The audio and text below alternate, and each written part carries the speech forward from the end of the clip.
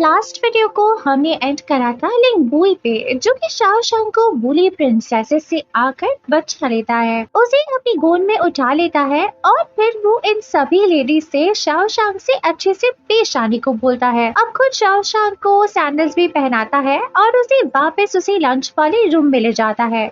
इस हॉल का सेटअप और सिटिंग अरेंजमेंट को देखें तो मेन हॉल में राजा के सारे बेटे, एम्पायर और एम्प्रेस खुद बैठते हैं और बराबर में एक छोटा हॉल है जहां एम्पायर की बेटियां यानी प्रिंसेसेस और बाकी फीमेल मेहमान बैठते हैं। इन लोगों को मेन हॉल की सब बातें सुनाई देती हैं, बस एक पर्दा टाइप का होता है। आई होप आपको समझ आ गया होगा। एनीवेज अब लिंगबुई शाओशांग को लाकर उस मेन हॉल में अपने साथ बैठा देता है जहां पर सारे प्रिंस बैठते हैं। वहाँ क्राउन प्रिंस और थर्ड प्रिंस बैठे थे, साथ ही फिफ्थ प्रिंस था जो काफी भोला सा नजर आ रहा है। थर्ड प्रिंस बोलता है कि पैलेस के लोग मैनर्स भूल गए हैं, अब एक लड़की आकर प्रिंस लोगों के साथ बैठ सकती है। जिस पर क्राउन प्रिंस बोलता है कि फैमिली बैंक्वेट है, इतने रूल्स को क्यों फॉलो करना। असल में थर्ड प्रिंस उसूलों का पक्का है, उसे रिश्तेदारों से ज्यादा सही और गलत की पड़ी होती है, थोड़ा रूड भी है। वहीं पे क्राउन प्रिंस काफी सीधा सा है, उसने ऑफिशियल पोजीशंस भी अपने रिश्तेदारों को दी हुई है, उसके लिए बस उसके घर वाले और रिश्तेदार इम्पोर्टेंट है, वो खुश रहने चाहिए। वहीं ये जो फिफ्थ प्रिंस है वो ठरकी टाइप का है, असल में महल में इसकी कुछ चलती नहीं है, ना ही आगे जाकर इसे कोई बड़ी पोजीशन मिलने वाली है, तो इसे क्या ही करना है अपनी रेपुटेशन बचाकर। इनका इंट्रोडक्शन कंप्लीट। अब आगे बढ़ते हैं। फिफ्थ प्रिंस शाओशांग से उसका नाम पूछता है और उसकी ब्यूटी की तारीफ भी करता है। वो तो शाओशांग से शादी तक पहुंच जाता है, बट लिंगबुई बोलता है कि अफसोस फिफ्थ प्रिंस की शादी शाओशांग से नहीं हो सकती क्योंकि लिंगबुई शाओशांग से शादी करेगा। अब हॉल में एम्पायर, एम्प्रेस, मिस्टर वान और चंगशी और युवानी आ जाते हैं। एम्पायर अपनी सीट तक जा पाते कि लिंगबुई उन्हें रोक के बोलता है कि उसे एम्पायर से रिक्वेस्ट करनी है कि वो उसके बिहाफ पर शाओशांग के पेरेंट्स से उसका हाथ मांगे। एम्पायर खुश होकर चंगशी से अपनी बेटी शाओशांग की शादी लिंगबुई से कराने को बोलते हैं। चंगशी शायद हाँ बोल भी देता, बट युवानी आगे आती है एंड देन दोनों युवानी और चंगशी नीचे बैठकर बोलते हैं, एम्पायर से रिक्वेस्ट करते हैं कि वो अपने ऑर्डर को वापस ले लें क्योंकि ये लोग समझते हैं कि शाओशांग लिंगबुई के लिए राइट चॉइस नहीं है। युवानी बोलती है कि उन्होंने कभी भी शाओशांग को ट्रेन नहीं करा, उन्हें टाइम ही नहीं मिला, वो लोग सालों से वॉर पर थे और जब वो लोग वापस आए तब शाओशांग इनसे कुछ सीखना ही नहीं चाहती थी। युवानी अपनी ही बेटी के बारे में बोलती है कि उसे तमीज ही नहीं है, उसे कुछ भी नहीं आता। एम्पायर को अब गुस्सा आने लगता है, वो इस बात पे शाओशांग का ओपिनियन मांगते हैं। शाओशांग अपने पेरेंट्स की बात सुन के बहुत डिसहार्ट होती है, वो भी उनकी ही तरह बोलती है कि लिंगबुई को वो डिजर्व नहीं करती और जब उसके घर वाले ही उसे तंग है तो फ्यूचर हस्बैंड भी तंग आ जाएगा। वो लिंगबुई से कहती है कि उसे तो कोई भी वाइफ मिल जाएगी, क्या वो शाओशांग को बर्दाश्त कर पाएगा। लिंगबुई जवाब में बोलता है कि ऑफ कोर्स। वो यहाँ तक बोल देता है कि उसके लिए शाओशांग इस पूरी दुनिया की सभी लड़कियों से ज्यादा अच्छी है और अगर वो शादी करेगा तो सिर्फ शाओशांग से ही करेगा। वो सब सुनकर शाओशांग हाँ बोल देती है। अब लिंगबुई एम्पायर के आगे झुक के थैंक्स करता है। शाओशांग भी देखती है कि अभी लिंगबुई ने किस तरह से एम्पायर को थैंक्स करा, वो भी सेम स्टेप्स को फॉलो करके एम्पायर को थैंक्स करती है। अब शाओशांग, चंगशी और युवानी अपने घर वापस आ जाते हैं। युवानी बहुत गुस्से में थी और शाओशांग को नील डाउन होने को बोलती है। शाओशांग बोलती है कि आखिर उसकी गलती ही क्या है। शाओशांग की मॉम डैड उसे समझाते हैं कि वो लोग उसके दुश्मन नहीं है। चंगशी लिंगबुई की फैमिली के बारे में बताना शुरू करता है। असल में लिंगबुई के जो रियल डैड हैं उनका नाम लिंग है और टाइटल मार्किस छंगयांग है, सो हम लोग उन्हें छंगयांग बुलाएंगे। प्रेजेंट एम्पायर की फैमिली का नाम वैन है। So let's start. 15 साल पहले जो प्रेजेंट एम्पायर है वैन, वो और जनरल वो बेस्ट फ्रेंड हुआ करते थे। उन्होंने उस वक्त जो एम्पायर था एम्पायर ली उसे जंग छेड़ दी थी। एम्पायर ली को जनरल हु ने गो सिटी में रोक के रखा था ताकि वो एम्पायर वैन को नुकसान ना पहुंचा पाए, मगर इस चक्कर में जनरल हु की पूरी फैमिली मर गई। इन सब कॉन्ट्रीब्यूशंस की वजह से आज एम्पायर वैन एम्पायर की पोजीशन पर है। जनरल हुओ की एक बहन भी थी जिसका नाम हुओ जान हुआ है। वो लिंगबुई की माँ है। उसकी शादी मार्किस चंगयांग से हुई थी और उसका एक बेटा भी था जो कि लिंगबुई है। खबर ये थी कि लिंगबुई और उसकी माँ हुओ जानहुआन भी गू सिटी में मारे गए हैं। इसीलिए मार्किस चंगयांग ने चुयू नाम की एक औरत से शादी कर ली जो कि उसी की कजिन थी। मगर 1 साल के बाद अचानक हुओ जानहुआ अपने बेटे लिंगबुई के साथ वापस आ गई।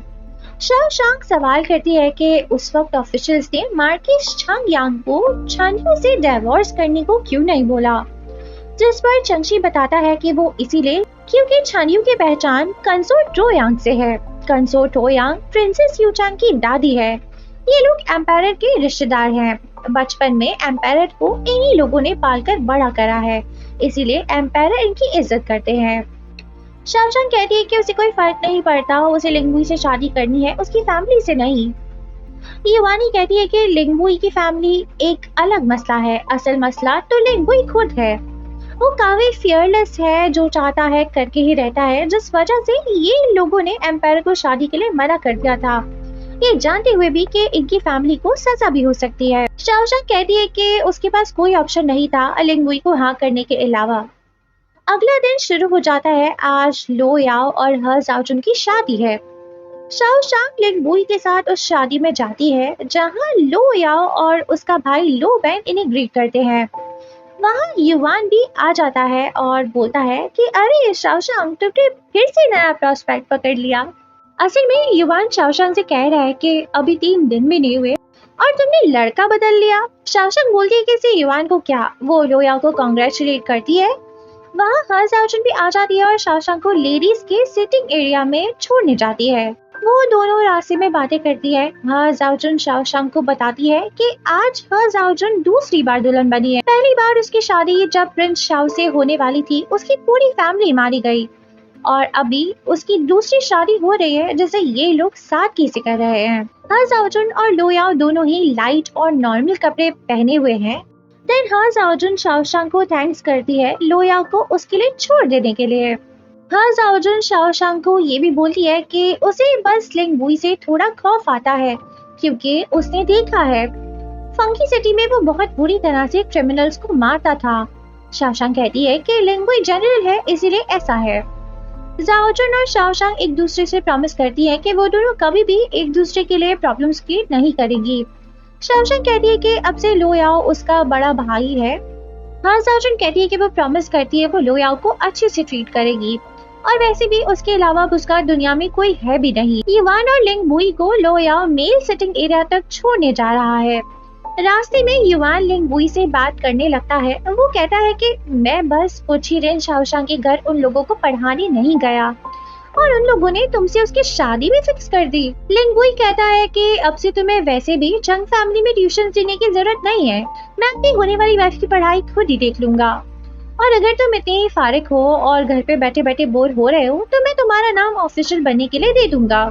युवान कहता है कि लिंगबुई को मेहनत करने की जरूरत नहीं है, हुआंग फुई ने उसका नाम पहले ही रेकमेंड कर दिया है। लिंगबुई डैन उसे कहता है कि डोंट वरी, मैं तुम्हें अपनी शादी में जरूर बुलाऊंगा। जिस पर युवान कहता है कि आज से 1 मंथ पहले मुझे लगा था कि आज के दिन लो याओ और शाओशांग की शादी होने वाली है, लेकिन देखो क्या हो रहा है। असल में वो घुमा फिरा के बोलना चाह रहा है कि जब तक शादी का दिन आ नहीं जाता तब तक कुछ भी कंफर्म नहीं होता कि शादी होगी भी या नहीं। जिस पर लिंगबुई कहता है कि लगता है तुम्हारी नजर मेरी होने वाली वाइफ पर है। युवान कहता है कि नहीं नहीं, शाओशांग एक स्कीमिंग किस्म की लड़की है, मुझे उसमें कोई इंटरेस्ट नहीं। लिंगबुई कहता है कि मैं यहाँ क्लियर कर दूं, मैं और शाओशांग सालों तक जिएंगे और बूढ़े होंगे, लेकिन कहीं तुम जैसा बिना सोचे समझे बोलने वाला इंसान शायद ये सब देख ना पाए। युवान हंसता है और बोलता है मैं तो सिविल ऑफिसर हूँ, मैं तुम जैसे मिलिट्री ऑफिसर से तो ज्यादा ही जी सकता हूँ। लो याओ बीच में आकर इनकी बहस रुकवाने के लिए बोलता है कि अगर मुझसे पूछो तो शाओशांग इस दुनिया की बेस्ट लड़की है। लिंगबुई कहता है ऑफ कोर्स और युवान कहता है शट अप। 是天底下最好的女人。 闭嘴！ वहीं लेडी सिटिंग एरिया में शाओशांग जाकर चीची के पास बह जाती है। वहाँ हॉल में यांग यांग भी थी और भी बहुत सारी लड़कियां थी। वहाँ लुओली और वांग लिंग भी आए थे, जो एज यूजुअल शाओशांग को नीचा दिखाने की कोशिश कर रही थी। लुओली बोलती है कि शाओशांग को तो शर्म ही नहीं आती है, उसने इतनी जल्दी दूसरे रिश्ते के लिए हाँ भी कर दिया, उसे ऐसा नहीं करना चाहिए था। शाओशांग जवाब देते हुए बोलती है कि ये एम्पायर बेन का ऑर्डर था, अगर तुम्हें प्रॉब्लम है तो उन्हें मना करके आओ। वांग लिंग और लुओली कुछ देर चुप बैठती है, देन वापस से लुओली को कुछ नहीं सूझता तो वो दूसरों के मन में शक आने लग जाती है, जैसे शाओशांग और लिंग बुई का जरूर सीक्रेट अफेयर चल रहा होगा, तभी इनकी शादी मजबूरी में आकर जल्दी से फिक्स कर दी। चीची भी शाओशांग को डिफेंड करती है, वो बोलती है कि तुम सब शाओशांग से जलती हो, इसीलिए ऐसी बकवास बातें कर रहे हो। वांग लिंग चीची से बहस करने लग जाती है। यान जी ये सब देख लेती है और लिंग बुई को बड़ी स्मार्टली इशारों में समझा देती है कि शाओशांग को लोग परेशान कर रहे हैं। लिंग बुई अपने गार्ड्स के साथ वहां पे जाता है और सब डर जाते हैं। ग्रैंड ट्यूटर लोग कहते हैं कि वो इनके घर पे ऐसे ही दादागिरी नहीं दिखा सकता। लिंग बुई वांग लिंग और लुओली का मुंह बंद करवा देता है, स्पेशली वांग लिंग का। वो कहता है कि एटिकेट्स तो तुम में भी नहीं है, तुम्हारे भाई और पापा तो हमेशा ब्यूटीज के पीछे पड़े रहते हैं। वो फिर सबको अपनी शादी में आने के लिए इनवाइट कर देता है और सबको वार्न करके वहाँ से चले जाता है कि कोई भी उसके होने वाली वाइफ शाओशांग के बारे में कुछ बोलते नजर ना आए। अगर कोई मसला है या कोई बात क्लियर करनी है तो मुझसे आकर बोलो। वहाँ दो लड़के शाओशांग के बारे में आपस में गलत बातें कर रहे थे कि शाओशांग बहुत तेज है, लेकिन उनके बराबर में युवान बैठा था जो उन पर खाना गिरा देता है और कहता है कि गलती से गिर गया। एक आदमी उसे बहस करने की कोशिश करने लगता है, लेकिन दूसरा वाला उसे कहता है कि छोड़ दो, कोई भी युवान से बहस में नहीं जीत सकता। युवान भी खुद भले शाओशांग को स्कीमिंग कहे या कुछ भी बोले, लेकिन दूसरों को नहीं बोलने देता। शाओशांग लिंग बुई के साथ कैरेज में बैठकर घर वापस जा रही थी तो वो चुप ही थी। लिंग बुई पूछता है कि उसे क्या हुआ। असल में शाओशांग को अच्छा नहीं लगा कि लिंग बुई ने वहाँ सबको अपनी पावर दिखाई। शाओशांग का मानना है कि लिंग बुई ने अपनी पावर दिखाई, जो कि शाओशांग की पावर नहीं है। लोग शाओशांग को लिंग बुई की वजह से जानेंगे, शाओशांग की खुद की कोई वजह नहीं होगी। वो ये भी बोलती है कि लिंग बुई के साथ शादी करना यानी कि उसके हिसाब से जीना है। लिंग बुई कहता है कि हम दोनों हस्बैंड वाइफ होंगे जो सब शेयर करेंगे। शाओशांग अब वही पैनकेक निकाल कर खाने लगती है। लिंग बुई उसे रोकता है और बोलता है कि सोने से पहले कुछ नहीं खाना चाहिए, जिस पर शाओशांग कहती है कि वो अपने खुद के हिसाब से जिंदगी जीना चाहती है। ये सीन यहीं पर खत्म हो जाता है। शाओशांग के घर पे हिज लॉर्डशिप आए हैं। ये एम्पायर के अंकल है, प्रिंसेस यूचांग के ग्रैंडफादर और कंसर्ट टोयांग के हस्बैंड। ये यहाँ पर लिंग बुई की तरफ से शादी के गिफ्ट्स लेकर आए हैं। लिंग बुई इस वक्त किसी इम्पोर्टेंट काम में गया हुआ है, जिसे हम नेक्स्ट वीडियो में डिस्कस करेंगे। हिज लॉर्डशिप को प्रिंसेस यूचांग और कंसर्ट टोयांग ने शाओशांग के घर जाकर प्रॉब्लम्स क्रिएट करने को बोला था, लेकिन जब हिज लॉर्डशिप शाओशांग से मिलते हैं और उसे बातचीत करते हैं तो वो समझ जाते हैं कि इसे पंगा नहीं लिया जा सकता। ऑल्सो लॉर्डशिप इतने बुरे भी नहीं। वो वापस घर जाते हैं तो यूचांग और लेडी रोयांग को समझाते हैं कि उन्हें लिंग बुई और शाओशांग की शादी नहीं तोड़नी चाहिए। यूचांग समझने को तैयार ही नहीं थी। वो बोलती है कि पूरे कैपिटल में उसका मजाक बन के रह गया है। अगर लिंग बुई को शाओशांग ही चाहिए तो वो दो शादी करे, एक शाओशांग से एक यूचांग से। उसे शाओशांग से कोई मसला नहीं, वो चला लेगी। लॉर्डशिप उसे समझाते हैं कि इस तरह अपनी लाइफ को सेक्रीफाइस नहीं करो, हम कोई और लड़का देखकर तुम्हारी शादी कर देंगे। लेकिन वो समझ ही नहीं रही होती है। वो कहती है कि मैं पैलेस जाऊंगी और एम्पायर के सामने सुसाइड कर लूंगी अगर उन्होंने मेरी शादी लिंग बुई से नहीं कर पाई। लॉर्डशिप यूचांग को थप्पड़ लगा देते हैं और उसे अपने सेंसेस में आने को बोलते हैं। वो बोलते हैं कि अगर तुम खुद की ही रिस्पेक्ट नहीं करोगी तो कोई और क्यों करेगा। चंग फैमिली को दिखाया जाता है जो अपने घर लंच कर रहे थे। टेबल पे बहुत ही शांति थी। वहाँ एंट्री देता है लिंग बुई, जो कि इन्हीं सब के साथ आकर बैठ जाता है और खाना खाने लगता है। वो जोक्स भी सुनाता है और उनपे खुद ही हंसता रहता है। वो अपने आप को इनकी फैमिली के साथ एडजस्ट करने की कोशिश कर रहा है, लेकिन शाओशांग और उसके भाइयों को लग रहा है कि वो हमें थ्रेटन कर रहा है। असल में तो सब लिंग बुई को देखकर थोड़े अनकंफर्टेबल हो गए हैं, लेकिन उसके सामने कुछ नहीं बोलते। अब लिंग वुई इतने सारे गार्ड्स को लेकर अपने ससुराल आएगा तो लोग डर ही जाएंगे ना। अगले दिन लिंग वुई पूरी चंग फैमिली को बॉडी को स्ट्रेंथन करने के लिए ट्रेनिंग देता है, जिसकी वजह से पूरी चंग फैमिली बहुत थक जाती है और फिर आखिर भी सब शाओशांग को छोड़कर सोने चले जाते हैं। शाओशांग भी लिंग वुई से बचने के लिए चीची के साथ वाइन पीने चली जाती है।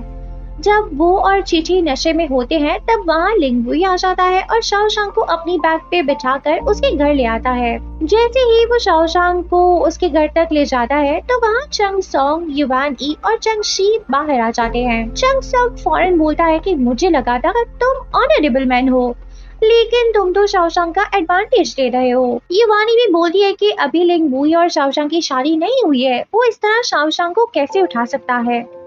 लिंग वुई अपनी सिचुएशन समझाता है और बताता है कि मैंने शाओशांग को नहीं पकड़ा, उसने पकड़ा है। लग रहा था जैसे शाओशांग लिंग वुई को घोड़ा समझ रही हो। लिंग वुई अब शाओशांग को उसके रूम में छोड़ देता है। उसने चंग सोंग को बताया था कि चीची कैरेज में है, इसलिए वो चीची के पास जाता है, लेकिन चीची भी पागलों वाली हरकतें कर रही होती है और कंट्रोल से बाहर थी। तो चंग सोंग उसे एक किस कर देता है, जिसके बाद वो खामोश हो जाती है। सुबह उठते ही नियान फान शाओशांग को बताती है कि कल रात वो बहुत नशे में थी और लिंग वुई ने उसे बर्दाश्त करा। शाओशांग जब नीचे आती है और लिंग वुई से मिलती है तब लिंग वुई उसे एक वाइन देता है और कहता है कि ये वाइन महल में बनाई गई है और इसका टेस्ट भी अच्छा है, बस ये उसे चढ़ेगी नहीं। शाओशांग कहती है कि उसे ये वाइन नहीं पीनी है और ना ही उसे लिंग वुई के तौर तरीकों से रहना है। वो बोलती है कि मैं अपनी जिंदगी अपने तरीकों से जीना चाहती हूँ। लिंग वुई बताता है कि वो शाओशांग और उसकी फैमिली के साथ एक आम आदमी बन के जीने की बहुत कोशिश कर रहा है। ऑल्सो वो शाओशांग से प्यार करता है, उसकी हेल्थ की केयर करता है, तभी उसे रोकता है। वो कहता है कि वो शाओशांग की रिस्पेक्ट करता है।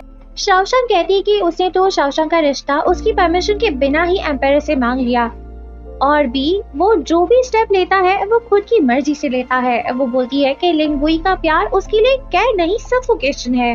लिंग वुई शाओशांग से पूछता है कि क्या तुम मुझे पसंद नहीं करती।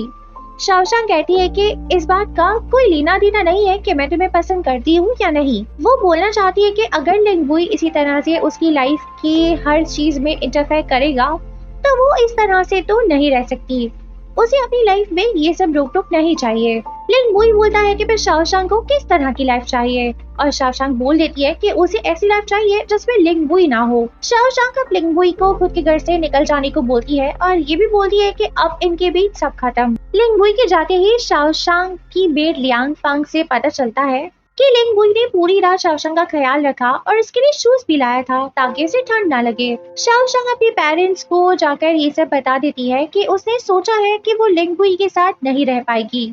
वो बताती है कि उसे जिंदगी में अपने हिसाब से जीना है, उसने कभी नहीं सोचा था कि उसे इतना एडजस्ट करना पड़ जाएगा। युवानी शाओशांग से कहती है कि शादी एक लड़की के लिए दोबारा से पैदा होने की तरह होती है, तो तुम जितना सोचना चाहो सोच सकती हो।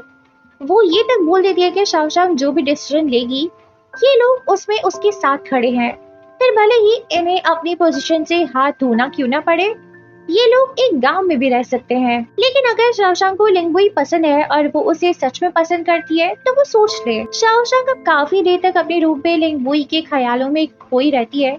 लगता है अब उसने अपना माइंड बना लिया है।